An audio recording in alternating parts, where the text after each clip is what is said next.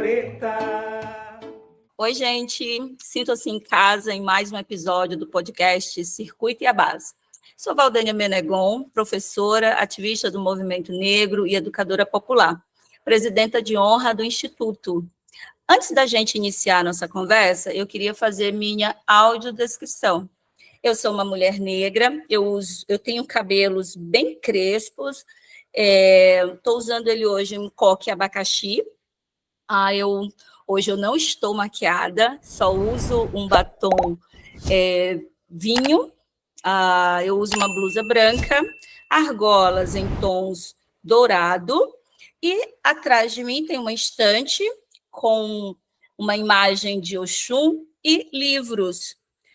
Na tarde de hoje, porque a gente está gravando finalmente à tarde, a gente traz aqui como nosso convidado o Ronald Lopes, ele que é historiador e psicanalista, ele é pós-graduado em psicanálise e saúde mental, ele é do Fórum Lacaniano do Campo de Nova Iguaçu, no Rio de Janeiro, pesquisador do Laboratório de Estudos de Gênero e Sexualidade, da UFRJ, pesquisador em produtividade pelo Grupo de Pesquisa Ativista Audre Lorde, da Universidade Federal de Rondônia. Ele é doutorando em História na UERJ, mestre e licenciado em História. Ele é pós-graduado em Ciências da Religião, pesquisador do Grupo Interinstitucional Áfricas, da UERJ, e ele é pós-graduado em Gestão, Inspeção e Supervisão Escolar. E ele é também bacharel em Teologia, autor do livro Mortos que Constroem Cidades e outros textos que envolvem psicanálise, história, gênero e educação, com relação ao luto, perdas, morte e morrer, cultura africana, cemitérios, sepulturas e outros textos. Ronald, seja muito bem-vindo.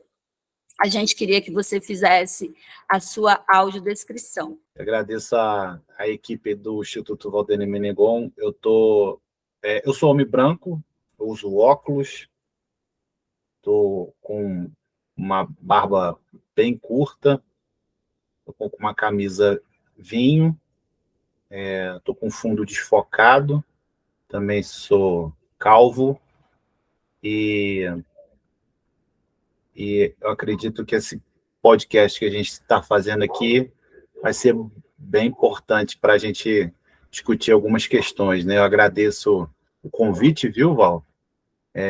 Tá aqui conversando com vocês, e eu acho que vai ser bem bacana.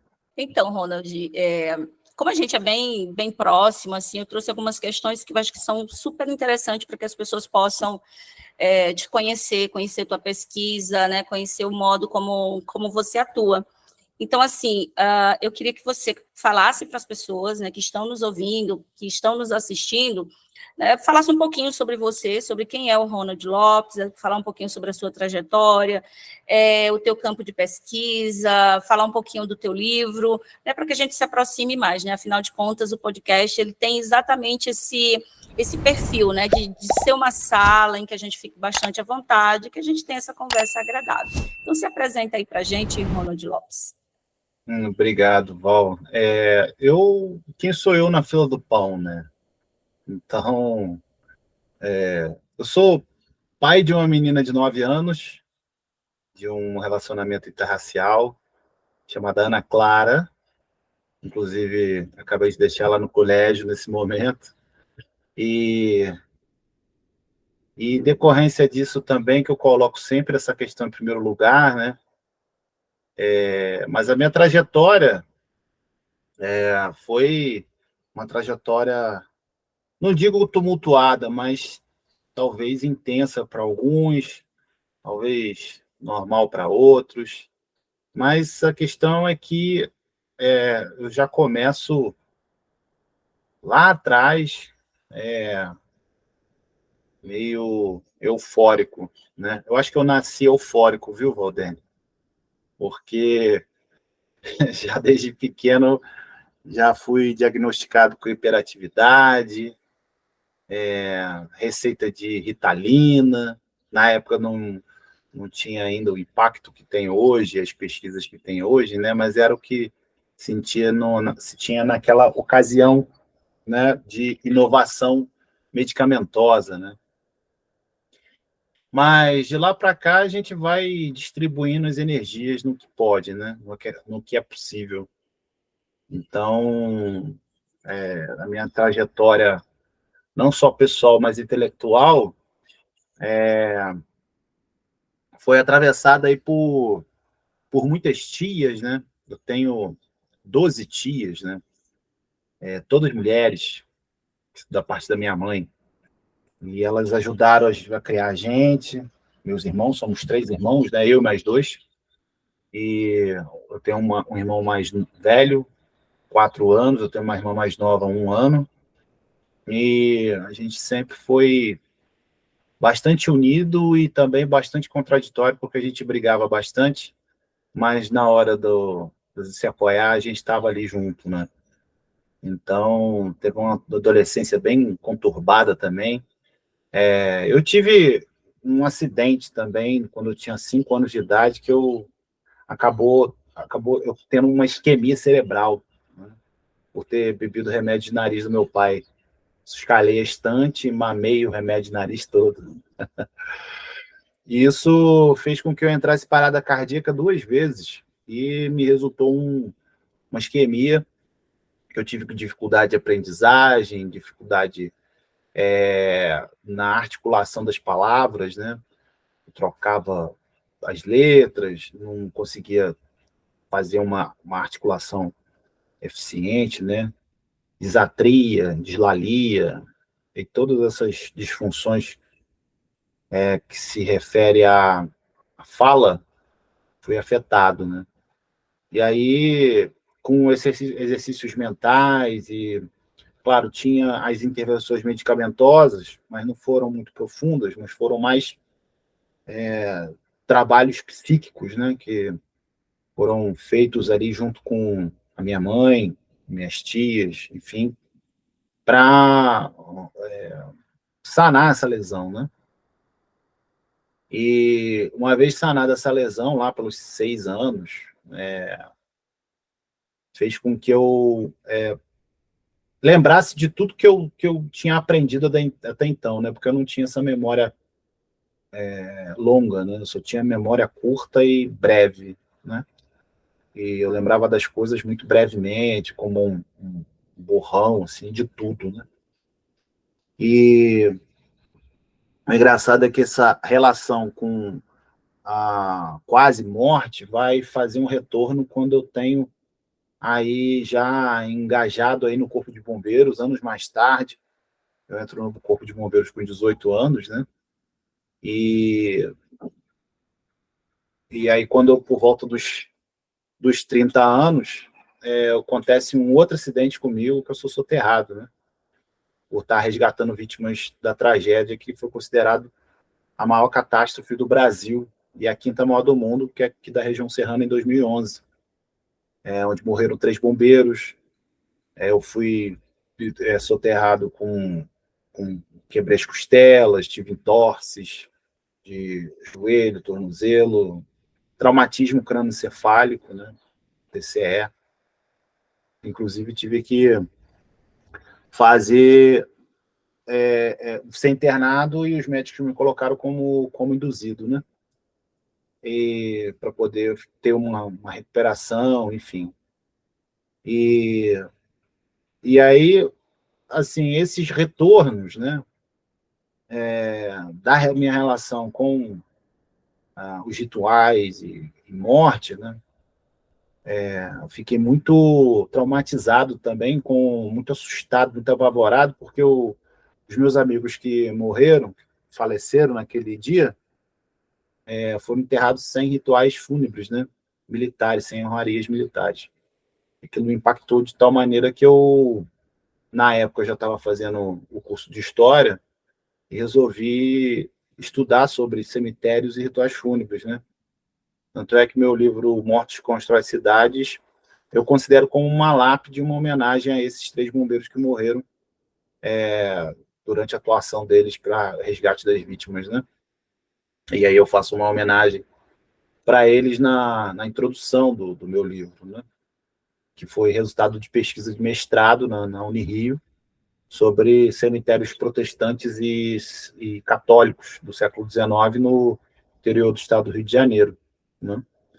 E, e aí essa proximidade, então, não só pela minha história, né, pela minha experiência, né, pela minha escrevivência, como diz Conceição Evaristo, né,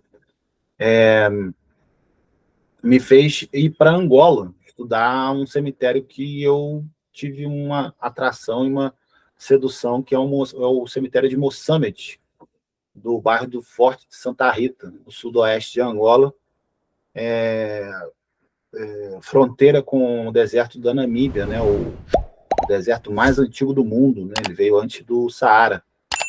Então, eu fui para lá em 2022, né, em julho, no ano passado, e fiz uma pesquisa de campo, entrevistas, participei de funerais, inventariei o cemitério, né, um cemitério que é dividido, né, em cemitério dos brancos e cemitério dos negros, e fui estudar esculturas Umbali, que são esculturas fúnebres que estão lá até hoje, que foram confeccionadas no final do século XIX, por volta de 1870, 1860, a data mais antiga das esculturas fúnebres Umbali, pelo arqueólogo Lopes Augusto, que datou essas, até onde pôde, né, esses artefatos. A data mais antiga que se tem é de 79, mas a gente sabe que tem esculturas antes, ou pelo menos o processo de fabricação dessas esculturas um pouco antes, porque os umbalis são um grupo de escravizados que saíram de Recife e chegaram em Angola, junto com os seus senhores, né? Na verdade, levados por conta dos seus senhores, né? E chegaram em Angola fugidos da Revolução Praieira. Chegou lá, a população local deu o nome de umbalis, né? Pelo menos parte dessa população local, que significa aqueles que andam com brancos, né? Porque para essas populações quem fala português é branco. Então o processo de racialização se dá através da língua, né? E não da pele, né? E aí essa história ela me seduziu muito, né? Porque eu queria realmente saber como que eles eram enterrados, o processo de fabricação dessas esculturas, né? Inclusive de transmissão oral e devocional, né? Então, para você fazer uma escultura daquela, você precisa não só fazer parte da linhagem, da transmissão dos saberes orais desses grupos, né? Como também você precisa ter algo de devoção, né? Uma devoção que possa ter ali as vias espirituais, né? Digamos assim, para poder é um saber, né? É um saber que vai para além do conhecimento técnico, né? Você obviamente que tem um conhecimento técnico, porque eles extraem da pedra fio de sabão, que são pedras, dentre outras pedras dessa espécie, que estão espalhadas em torno da região, extrai essa pedra, entalha essa pedra, faz desenhos nessa pedra, desenhos esses que são figuras do cotidiano, né, daquelas populações, e que essa é a técnica da nível do conhecimento, mas existem algo que vai para além do conhecimento, né, que são os saberes produzidos mediante uma devoção, que eu estou chamando aqui de devoção. E está ligado aos antepassados, né? Os antepassados deles, está ligado à questão religiosa, né? E aí, uma vez que eles fabricam essas pedras, essas imagens, a gente pode encontrar na internet, você consegue ver uma dessas imagens bem facilmente. Imagens Umbali, né? Eles a utilizam para rituais fúnebres, né? E aí tem uma discussão muito grande sobre arte. Arte, o que é arte, né? Porque quando os europeus chegaram em Angola, na colonização, eles saquearam os artefatos, né, religiosos e profanaram justamente os espaços simbólicos fúnebres dessas populações, né? Então, a colonização é uma colonização do espaço simbólico dessas populações. Levavam esses artefatos para a Europa e diziam que era arte. Só que, para as populações locais, isso não é arte. Isso é um ritual, né? Então, tem uma discussão muito grande agora de devolver para essas populações os artefatos roubados de 100, 200 anos, 300 anos, que estão nos museus espalhados em toda a Europa, né? Então, é esse campo que eu atuo, esse campo que eu tenho um percurso bem bacana, assim, bem legal, né? Na dissertação de mestrado, quando eu faço a homenagem aos bombeiros que morreram na tragédia de 2011, eu tento ver os cemitérios protestantes, que são cemitérios racializados, né? Pouca gente sabe disso, é bom até falar aqui nesse podcast, viu, Walden? Que os cemitérios protestantes de todo o século XIX no Brasil, eles são racializados, eles são brancos. Não existe escravizado enterrado em cemitério protestante, né? E isso vai se reproduzir, e isso do ponto de vista psicanalítico, isso é apenas um sintoma, porque, na verdade, o que se está se reproduzindo no cemitério é justamente as estruturas sociais racistas da sociedade brasileira, né? E uma vez que esses escravizados não são enterrados em cemitérios protestantes, eles criam seus próprios cemitérios, como, por exemplo, o cemitério dos Pretos Novos, no Rio de Janeiro, na Gamboa, né? Ou as igrejas de devoção de Santa Efigênia e Santo Elisbão, que são santos pretos, né? Criados e inventados justamente para atender e catequizar os africanos, né, os descendentes de escravizados que chegaram aqui no Brasil, também vão abrigar os sepultamentos desses mesmos negros. Então, a rigor, né, se a gente puder falar assim, a morte ela tem cor, né? Os sepultamentos e os cemitérios no Brasil do século XIX e do XX, ela tem cor no sentido, se for católico, ela é meio cinzenta. Se for protestante, ela é branca, né? E se for cemitério de escravizados, ele é negro mesmo. Mas, assim, é interessante você notar esse colorismo do Brasil, que vai até a página 2, ele de fato, ele é hierarquizado, né? Ele é racializado. Então, não tem colorismo, tem o racismo que essas populações são submetidas, né? E incluindo, em especial, na hora da morte, né? Então, você vai ter que sepultar determinados lugares, né? Estão reservados exclusivamente para determinadas populações, né? Ou seja, você não tem assim uma relação com o além, né? Ou as fronteiras do além, elas são demarcadas e segregadas, né? Então isso é importante a gente falar isso, porque eu acho que eu falo pouco disso, sabe? Onde eu vou, Valdene, então eu resolvi falar isso aqui. Falei pra caramba, né? Maravilha, maravilha. Eu acho que de tudo que tu falou aí, que eu fiquei encantada, né? Porque a gente sempre faz uma discussão dentro do Instituto do quanto a gente precisa conhecer e o quanto que a gente conhece ainda pouco, né, sobre o território africano, né? A diversidade de cultura que existe ali naquele território, né? E aí, mas dentro do que tu falou, eu acho que uma coisa ficou bem marcada, que é tu racializar aquilo que é branco, né? Porque, no geral, o sistema da branquitude mesmo, né? A branquitude enquanto sistema, se coloca como universal e acaba sendo apartada do processo de racialização.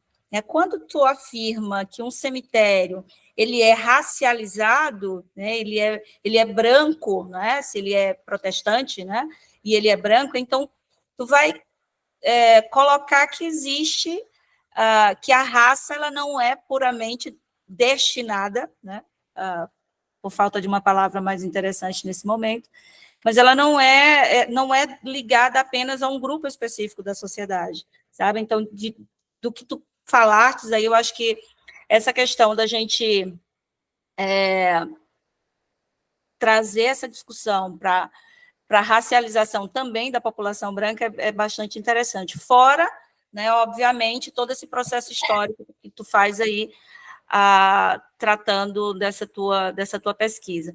E aí, só uma outra observação, Ronald, e foi super interessante tu trazer essa trajetória mesmo, porque agora até eu, que converso muito com você, que a gente participa de alguns grupos de pesquisa juntos, mas poder compreender por essa tua relação com a morte, né? Por que trazer essa discussão sobre a morte, tanto a partir de uma perspectiva histórica, né, mas também a partir daquilo que tu trabalha dentro da psicanálise, né? Agora eu tô realmente entendendo e é super importante quando a gente também passa a analisar que as pesquisas elas não são sem como é que eu posso te dizer, sem uma intencionalidade, né? Tudo, inclusive, aquilo que a gente pesquisa, ele é recheado de intencionalidades, né? De rastros do que a gente construiu ao longo do processo.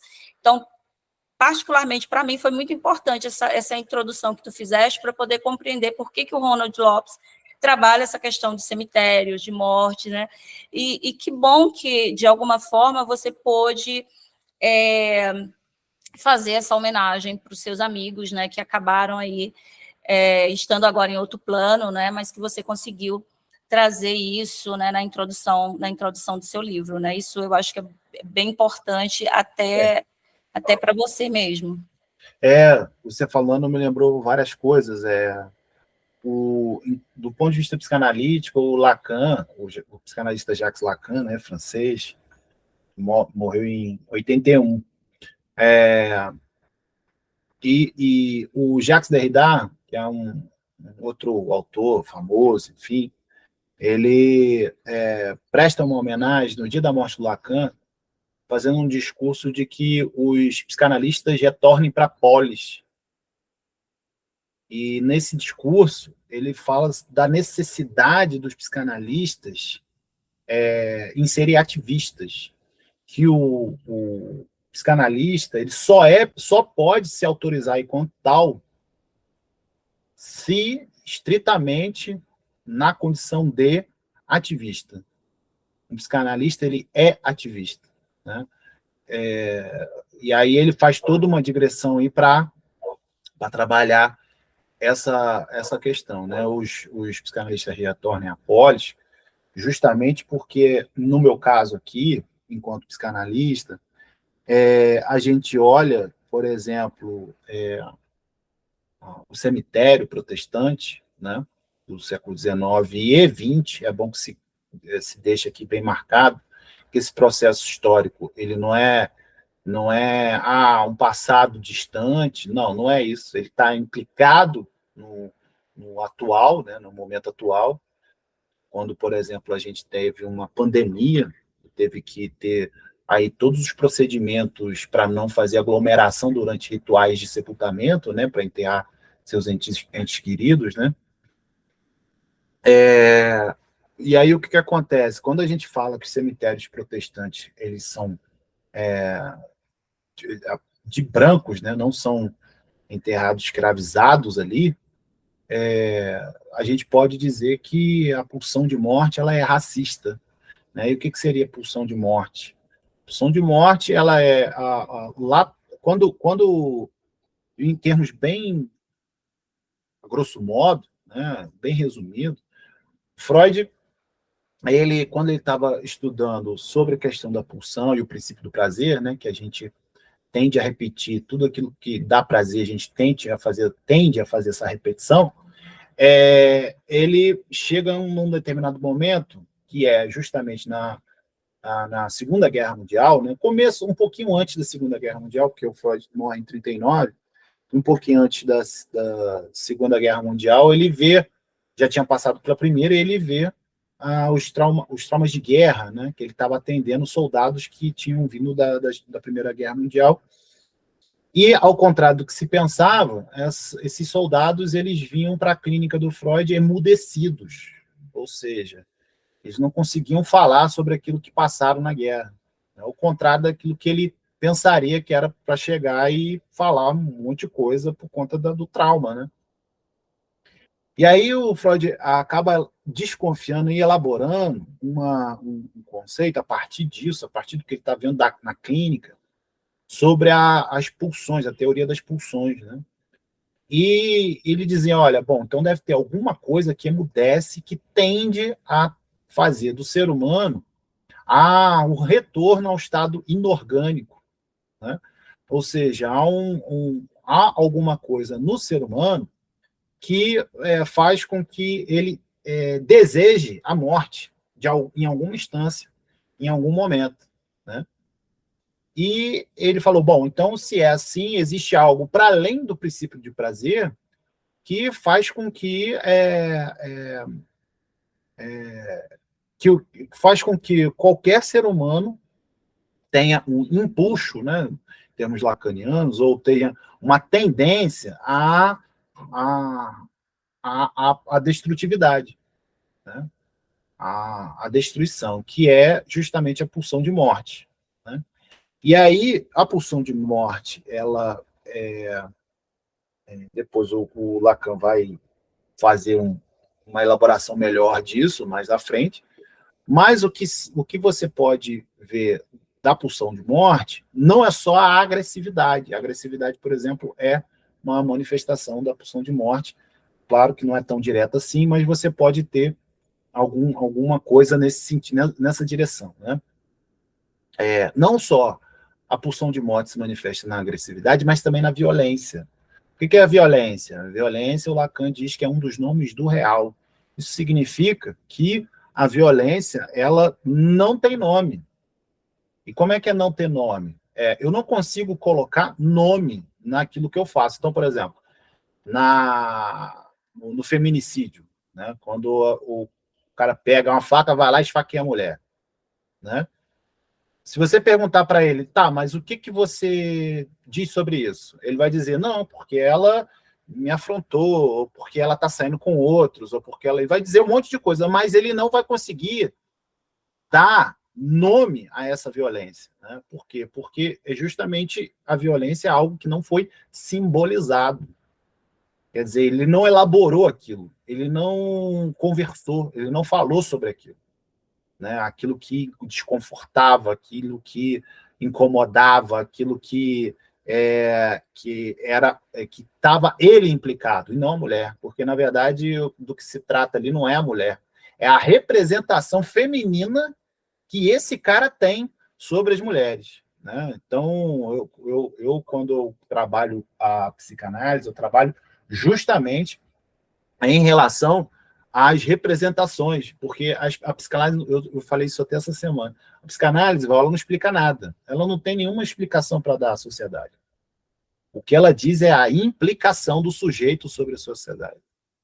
Então, o que a psicanálise ela convoca um sujeito com a sua subjetividade e em que lugar esse sujeito está implicado, né? E quando voltando ao nosso exemplo, quando o marido esfaqueia a mulher, ele pode estar ali implicado, ele está implicado, né, com as suas questões femininas, né, de representação feminina, mas não só, porque ele também pode estar implicado nas questões religiosas. Ronald, mas como assim, né? Porque o feminicídio muitas estatísticas, matou uma mulher é um feminicídio. Tá, mas se for uma mulher preta sacerdotisa de terreiro, para mim isso é racismo religioso. É o racismo religioso que mata, e não só somente o patriarcado, né? E se a gente focar somente no patriarcado, a gente desfoca que existe algo por trás, que é o racismo religioso, né? Que é a questão religiosa. Eu sempre faço esses cortes interseccionais para a gente poder prestar atenção em coisas que a gente não está vendo, né? Então, basicamente, você me lembrou esse engajamento da psicanálise na polis, né? Em que a pulsão de morte no Brasil, a pulsão de morte ela é racista por natureza. Então, quer dizer, não só a agressividade, não só a violência, mas também os fundamentalismos, né? Fundamentalismos que têm esse viés mais aguerrido, mais agressivo, ele é uma fixação da pulsão de morte, né?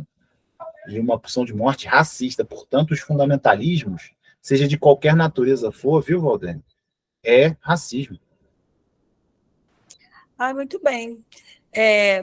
Isso nos lembra muito, Ronald, dentro do trabalho que a gente desenvolve, aqui a gente tem duas perspectivas, né? Uma que é de enfrentamento ao racismo, porque a gente realmente compreende que, assim como você acabou de expor, né, o racismo, ele estrutura a nossa sociedade, ele é, portanto, basilar e ele atravessa todas as nossas relações, inclusive as nossas relações afetivas, as nossas relações de trabalho, os nossos processos de ordem religiosa. Então, a gente compreende que o racismo ele realmente estrutura a nossa sociedade, todas as nossas relações e, portanto, o tecido, né, que reveste a nossa sociedade, né? Por outro lado, a gente também compreende, eu acho que eu já conversei sobre isso com você, é que combater o racismo, enfrentar o racismo, ele é cansativo, né? Esse processo ele é muito cansativo e ele é, sobretudo, adoecedor, né? Então, parece que muitas vezes, nesse enfrentamento ao racismo, parece sempre que a gente está andando em círculo, sabe? Todos os dias tem que ter uma nota de repúdio, todos os dias tem que ter um documento que vai tentar organizar alguma ação de enfrentamento desse racismo. Essa semana mesmo, por exemplo, com a votação da mini-reforma eleitoral que está aí, né, sendo pautada agora, né, a gente vai ter uma redução, por exemplo, dos recursos voltados para a candidatura de mulheres, mas também de negros, né, da população negra. A gente teve aí a votação, né, pela ilegalidade, vamos dizer assim, das candidaturas coletivas, né? Então, era um processo que a gente vinha aí avançando na discussão, conseguindo algumas vitórias extremamente importantes, né, no cenário nacional, alguns coletivos que realmente conseguiram vencer vencer a eleição a partir, né, da estratégia do uso dos coletivos. E aí, isso também, dentro de tudo isso que tu está falando, a gente pode encaixar como uma tentativa constante de morte dos outros, né, daquele que é o diferente. E no caso específico que eu estou falando aqui, o diferente dentro de uma estrutura racializada, o diferente são os negros, são os indígenas, né, dentro dessa estrutura de poder que a gente está analisando aqui. E aí, como isso tudo é muito cansativo, a gente faz um trabalho que parte de uma outra perspectiva, né, que é aquilo que a gente chama de pedagogia do retorno, né, já dando aí um spoiler de um trabalho que a gente está fazendo, que é o quê? Fazer o retorno às nossas origens, não de uma forma romantizada, sabe, mas buscar, além do Atlântico, né, para além do Atlântico, né, os ensinamentos que possam fazer com que a gente construa uma sociedade diferenciada, baseada na maternagem, baseada na solidariedade, baseada no aquilombamento. E aí, agora, eu vendo toda essa discussão que você está provocando, sendo, inclusive, um homem branco, né, ocupando espaços diferentes aí no campo da pesquisa, no corpo de bombeiros, inclusive, enquanto psicanalista. Então, como é que tu vê tudo isso, né? Como é que tu, no teu dia a dia, nas tuas... por esses espaços, né, que você que você perpassa, né? Como é que você percebe essa estrutura racial, né? Como é que você lida com isso, né? Essa estrutura racial, toda essa... Como o racismo opera, né, dentro disso tudo. Não sei se Legal. eu me fiz entender, né? Uhum. Eu vou, para responder a sua questão, Valdene, assim, a gente tem que pensar em vários pontos, assim, é muito interessante. Eu vou pegar um ponto, mas antes, você falou da pedagogia do retorno, e eu achei interessante, porque quando você fala de voltar às origens, né, a gente fala daquilo que o Freud, já nos seus escritos, para fundamentar a psicanálise, ele fala do recalcado, né? O que é o recalcado? O recalcado é aquilo que foi esquecido, mas esquecido mesmo, não é um esquecimento que você, esqueci, depois você lembra. Não. Ou então uma negação de que você não quer saber daquilo, né? Que também pode ser um tipo de esquecimento. Mas ele fala de algo estrutural do ser humano, que é isso, que você, né, nega de alguma forma para responder a linguagem, né? Para você responder ao seu desenvolvimento enquanto ser de linguagem, né? Vou colocar assim dessa forma. E quando você fala da pedagogia do retorno, isso me remete ao retorno do recalcado, que o Freud vai elaborar, quando ele diz que há algo que sempre volta, mas não volta da mesma forma. Isso é muito interessante, né? Quer dizer, toda vez, para o Freud, esse desenvolvimento infantil, que para o Winnicott está chamando de desenvolvimento emocional, para o Freud não tem fases, né? Mas tem retornos, né? Então, a criança, ela faz o seu desenvolvimento, faz o seu crescimento a partir de retornos. Retornos que se coloca não da mesma forma, mas de uma outra maneira. É mais que não é do mesmo, né? Se a gente pode poder botar dessa forma. É mais do que não é no mesmo. E aí sim, eu fiquei muito interessante isso. E eu fiquei também, para continuar a nossa conversa da sua questão, né? Partindo da experiência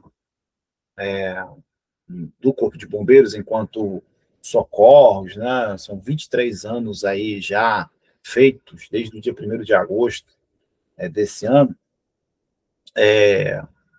que eu trabalho também com socorro de rua, né? Eu sou especialista em desastre, em salvamento de desastre, né?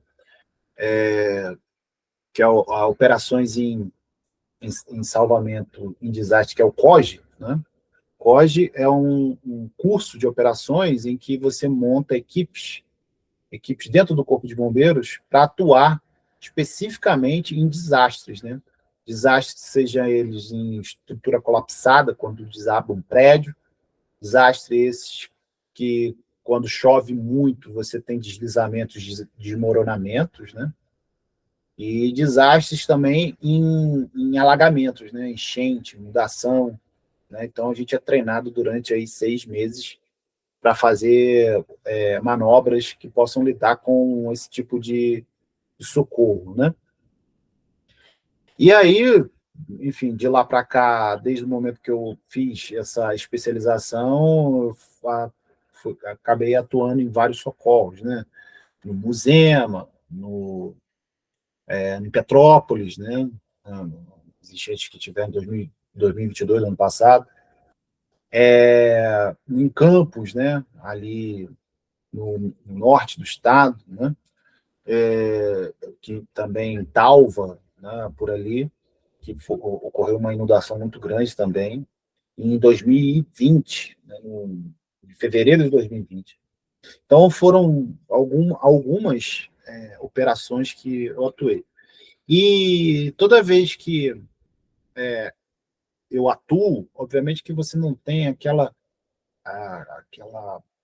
olhar, né, de antropólogo, ou de sociólogo, ou um trabalho de campo, né? Mas é por conta de ser revestido dos equipamentos mentais bombeirísticos, né, se a gente pode falar assim, né, que é salvamento, você está ali concentrado em fazer determinadas coisas, e você não pode errar, né, porque senão você coloca a equipe em risco. Mas, ainda assim, eu consigo perceber algumas coisas, né? Eu sei que você gosta dessa expressão, inclusive é um conceito, né, de cosmopercepção, né? Justamente porque você vai acessar saberes através das suas percepções, emoções e sentimentos, né? E se você tiver ligado, você vai produzir um saber que vai dizer da sua subjetividade em relação ao mundo e ao laço que você faz com o outro, né? E aí, dentro desse lugar, desse contexto, eu percebi que toda vez que a gente chega num desastre, né, você tem dois movimentos, né? A primeira é que os corpos que são retirados, pelo menos ali do segundo, terceiro dia em diante, que é o protocolo. Na verdade, o protocolo até o 8º dia você ainda tem esperança de encontrar alguém vivo. Daí em diante, oficialmente está morto, né? Obviamente que isso é um protocolo, vai ter variações, né? Antes dos 8 dias você vai encontrar pessoas mortas, depois dos 8 dias você vai encontrar pessoas vivas, então isso é só um protocolo, uma direção.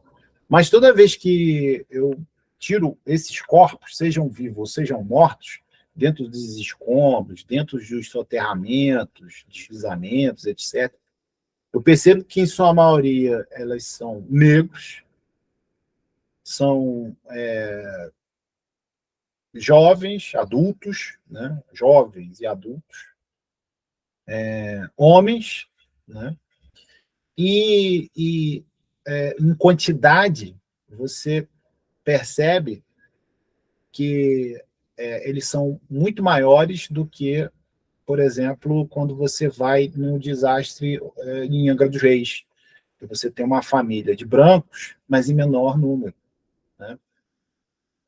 Então, você vai percebendo, né, essa racialização da sociedade bem marcada via desastres, entre aspas, naturais. Eu não gosto de falar desastre natural, porque em psicanálise nada é natural. Em história também, nada é natural. Tudo é provocado, criado, inventado pelas condições sociais, né? Pelas condições culturais que se produzem. E aí a gente chega numa conclusão e deságua aí dentro de um lugar epistemológico que esse desastre, né, que justamente por conta dos desmatamentos, das erosões, né, dos processos de lixiviação agravados, né? A lixiviação é justamente quando você tem a chuva caindo diretamente no solo e lixando as rochas, né? Isso é um processo natural, obviamente, é da natureza, natural nesse sentido, né? Da natureza, do fenômeno climático. Só que tem que, se você não tiver uma cobertura vegetal para amortecer o impacto dessa chuva no solo, você acaba fazendo um processo de desertificação, né, do solo. E esse processo de desertificação do solo é o agravamento da lixiviação. Portanto, se você atua no sentido de não preservar, e aí eu tenho que relativizar, vou voltar nesse ponto, viu, Walter, de preservação. Se você não faz uma preservação, se você não faz uma sustentabilidade, né, dessa minimamente, né, razoavelmente, de exploração dessa natureza, você acaba intensificando e agravando esses processos climáticos, geológicos, né, próprio da natureza, e isso acaba impactando nas populações periféricas. Portanto, por que eu estou falando isso tudo? Para dizer do racismo ambiental, né? O racismo ambiental é o efeito dessa atuação desordenada, dessa atuação predatória da sociedade no ambiente em que se vive, ambiente esse que própria da natureza, né? E por que eu estou falando? Aí eu queria voltar no ponto da preservação, porque nas sociedades quilombolas, né? E quem vai falar muito disso é o Nego Bispo, né? Nas sociedades quilombolas você não existe essa noção de preservação.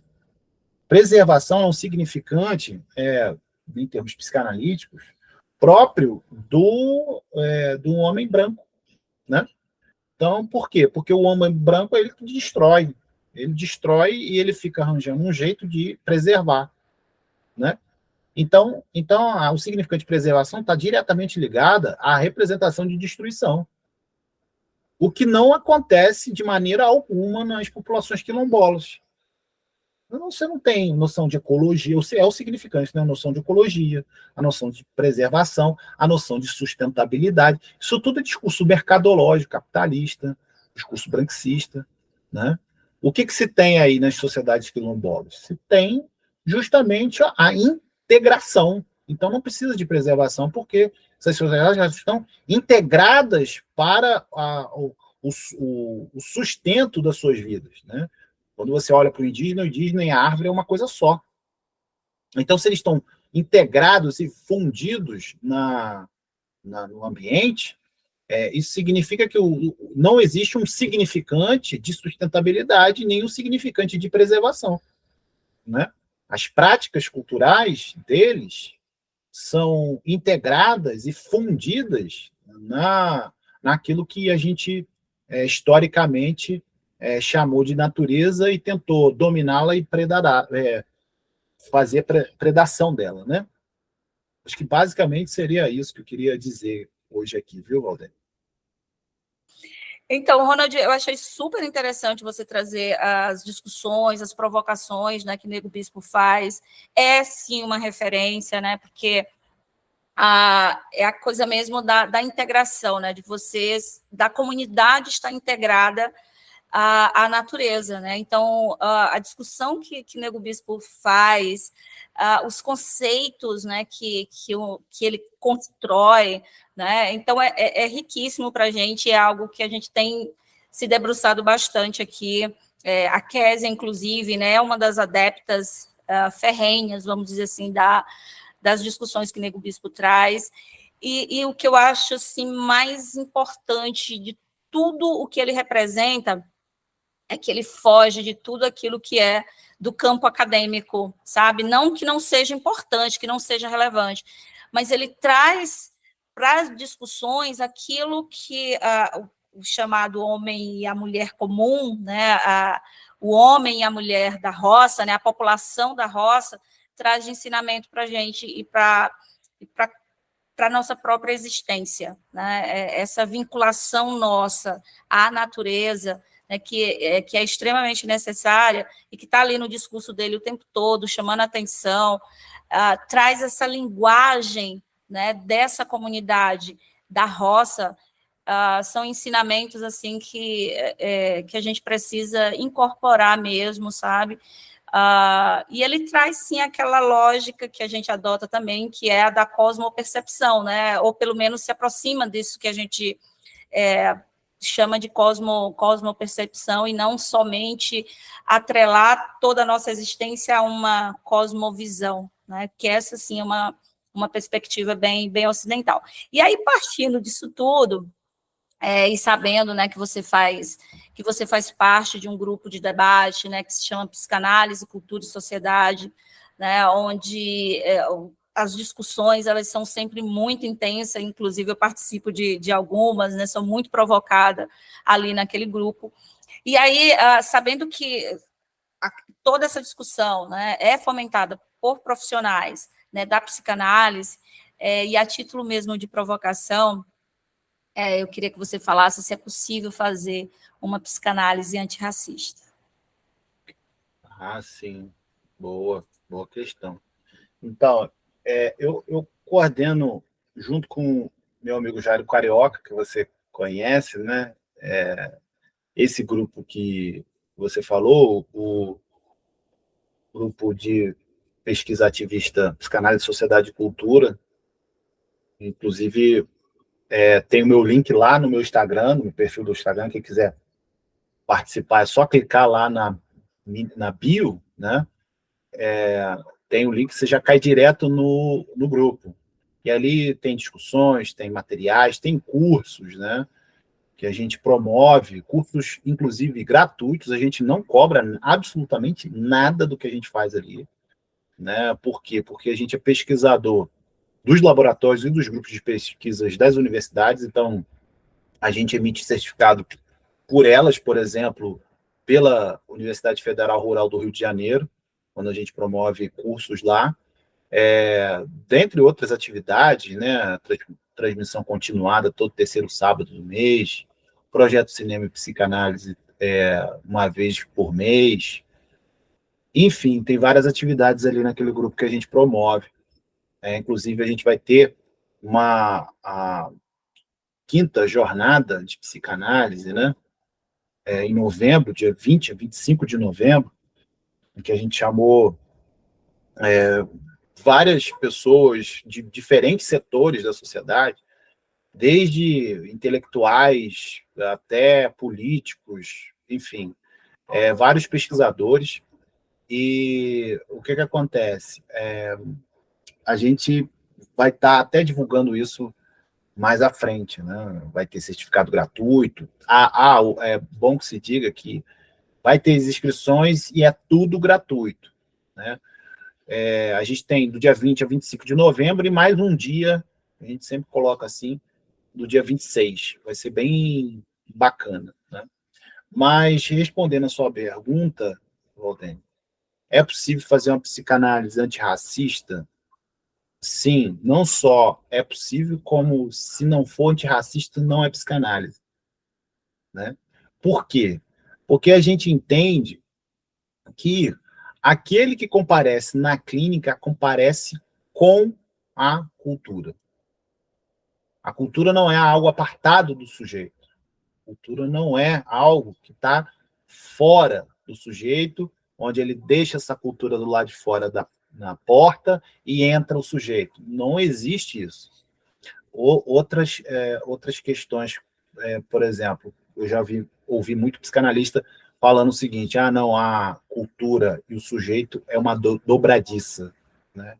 Que é uma leitura que eles utilizam, uma leitura, inclusive, inadequada dos seminários do Lacan, quando se trata disso. É bom que se diga que o Jacques Lacan, a gente já começa com ele, né? Já começa dizendo que ele demorou aí 16 anos para reconhecer a sua filha que ele fez fora do casamento. Ele tinha a Judith Bataille.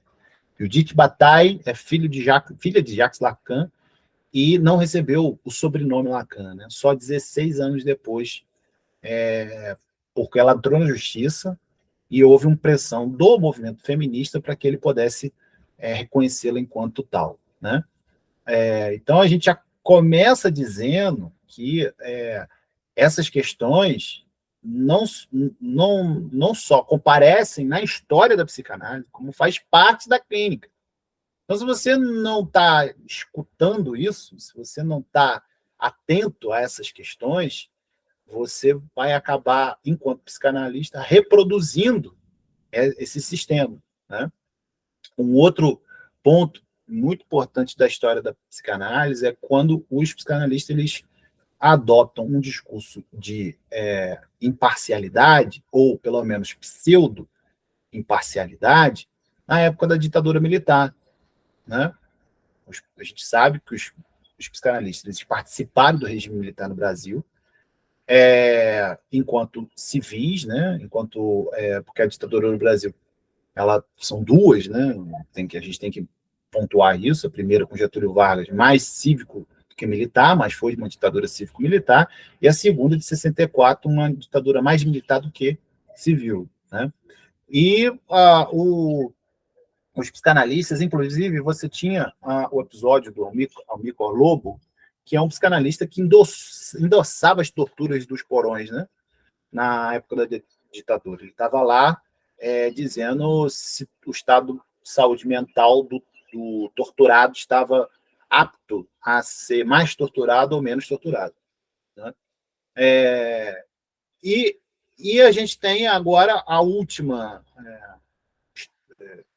ponto que eu quero chegar é a última eleição, né? Que não se tratava ali de uma eleição onde você tinha como qualquer outra eleição, né? Não se tratava ali de Dilma, não se tratava de Fernando Henrique Cardoso, não se tratava Aécio Neves, por exemplo, versus Dilma, não se tratava disso. Não se tratava de Lula versus Fernando Henrique, porque o que se colocava é que perdeu nas urnas, no momento seguinte estava tudo certo, estava tudo bem. Mas nessa última eleição não foi isso que estava em jogo. Foi isso, o que estava em jogo era justamente você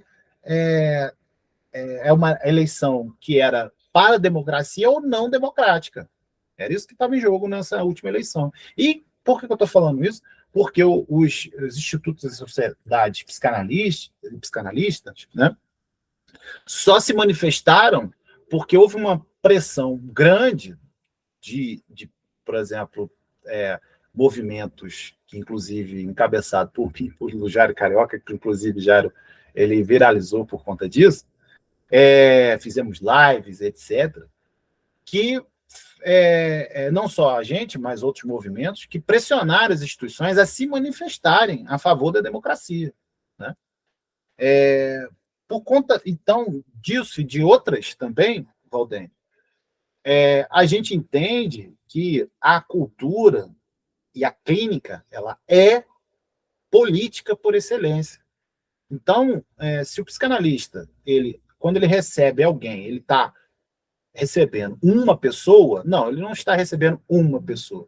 Ele está recebendo uma legião de pessoas que está dentro daquele sujeito. É por isso até que a gente entende que não existe uma identidade enquanto existe, quer dizer, uma identidade múltipla, na verdade, para o psicanalista quando ele escuta essa pessoa que comparece na clínica, né? Então, a mesma pessoa nunca é a mesma pessoa, mesmo que ela seja com o mesmo nome.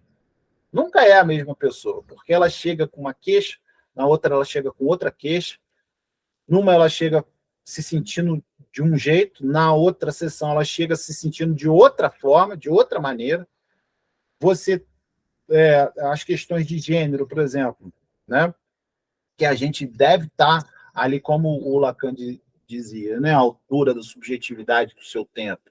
As questões de gênero, elas precisam ser trabalhadas, elas precisam ser entendidas enquanto relação e construções subjetivas do sujeito, né? E não enquanto apenas o analista está ali escutando algo que ele gosta ou que ele não gosta. O analista não tem que gostar absolutamente de nada, né? Ele tem que tentar entender, tentar aprender com o sujeito, acima de tudo. O que um analista faz? Um analista, ele não cura ninguém. Ele não cura ninguém. O analista, ele ajuda a lidar com o sintoma. Agora, a cura, a gente entende, por exemplo, que há uma direção da cura. Isso a gente entende, que há uma direção da cura. Agora, o sujeito curado, só queijo, né? Aquele queijo que passa o tempo, ele vai ficando gostoso com o passar do tempo, né? Aquele queijo curado, né? Defumado, você parte assim, você toma com vinho, é uma delícia. Aí existe, isso aí existe. Agora, o sujeito, enquanto um sujeito que vai resolver todos os seus problemas porque ficou curado, aí é só na igreja cristã. Acho que basicamente seria isso, Walter. Então, há possibilidade de você, sim, ter possibilidades, não, né? Eu digo assim, a psicanálise ela é antirracista, né? Pelo menos, se não for, não é psicanalista, né? Porque você só pode escutar os significantes racistas se você entender sobre ele, se você ter isso na sua transmissão, se você ter isso na escola da sua formação, se você ter isso na análise pessoal. Se na minha análise pessoal o meu psicanalista ele não é antirracista, eu largo. E quem está me escutando, se tiver um analista que não é antirracista, pode largar dele. Eu tô falando, pode procurar outro analista. Né? Pode procurar outro analista que isso aí não é psicanálise. Né? Então, por que eu estou falando isso? Porque você já pensou se por exemplo, uma mulher chega na sua clínica e diz que está apanhando do marido, né? E aí o analista ele escuta isso e devolve para ela o seguinte: ah, legal, você está apanhando o marido, então a culpa é sua. Por que você está fazendo? Isso é de uma destruição, né, absurda. Mas qual é a adequação disso? A adequação é que o analista tem que entender que a mulher que está apanhando no marido, está tendo uma violência doméstica em casa, ela está com a sua subjetividade destroçada, avassalada, né? Está com a sua subjetividade assujeitada, né? Então, quando ela comparece na clínica com esse tipo de discurso, ela está adoecida, literalmente, né? Ela é vítima, independente do que ela diga. Se ela traz isso, por exemplo, quando há uma violência de estupro, por exemplo, né? Eu estava até falando isso. A Ellen Safiotti, né, uma pesquisadora da UFRJ, ela diz que as mulheres vítimas de estupro, por exemplo, elas produzem culpa para sair do lugar de vítima, né? E que isso é uma subjetividade destroçada. Né? Então a gente tem que entender que esse mecanismo é um mecanismo de escape, né? Esse mecanismo de escape, isso não significa que é uma solução dada à violência doméstica que a mulher foi submetida, não.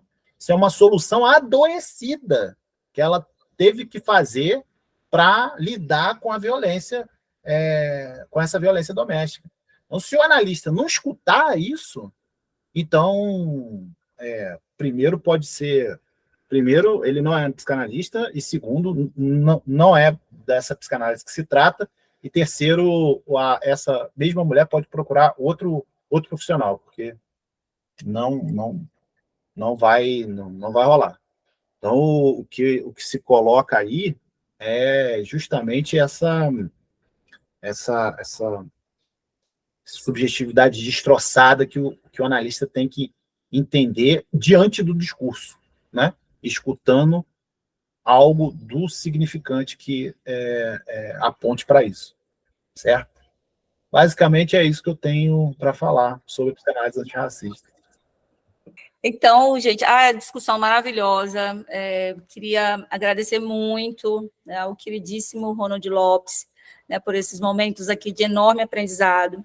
E aí, para a gente encerrar, Ronald, a gente queria que você se despedisse do pessoal, né, que está nos acompanhando, né, que acompanha o nosso canal, que você falasse para essas pessoas.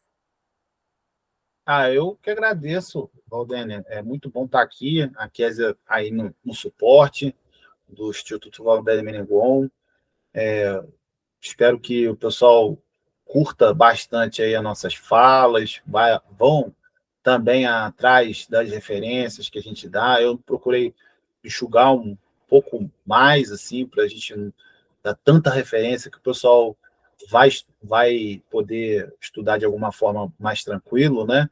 E eu agradeço aí pelo áudio, pela apresentação, pela hospitalidade, acolhimento.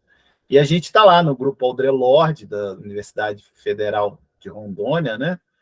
Da professora Rosângela Hilário. A gente faz parte, eu e você, né, Valdênio? A gente, inclusive, já escreveu alguns resumos juntos para trabalhos de pesquisa, né? Publicação em revista, etc. Então, a gente continua lá no grupo trabalhando bastante. E é isso, eu que agradeço, viu? Obrigado mesmo a toda a equipe do Instituto Valdênia Menegon. É bom tu ter falado sobre o Audre Lorde, né? Porque o Audre Lorde é uma grande família, né? Então, é muito gostoso aquele espaço onde a gente produz pesquisa, onde a gente constrói relações muito afetuosas. É um espaço que as pessoas também devem conhecer. E assim como o grupo, né, também da psicanálise, né, que você e o Jairo coordena, né, que é um espaço também muito acolhedor e de enorme debate. Estou crescendo muito ali convivendo com vocês e com pessoas tão diferentes, né, de áreas também bem diferentes da minha, né, então tem sido enriquecedor. E aí agradecer muitíssimo a presença do Ronald, dizer que foi realmente um momento muito interessante, de muito crescimento para a gente, instiga a gente a buscar mais, né, sobre a psicanálise, sobre essa relação com a história.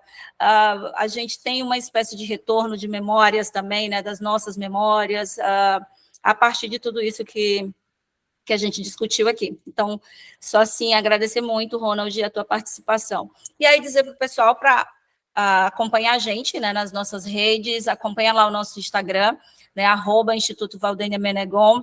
A gente também está no YouTube, no Spotify. Esse episódio vai estar disponível nessas duas plataformas. Logo, logo, ele vai estar aí sendo lançado, e o Ronald e o pessoal todo vai curtir as nossas conversas aqui de tarde. Késia, muito obrigada aí por ter ficado com a gente nesse suporte de hoje, e dá um tchauzão para vocês, tá? E até a próxima. Beijo, pessoal. Uma menina preta, uma menina preta, uma menina preta, uma menina preta.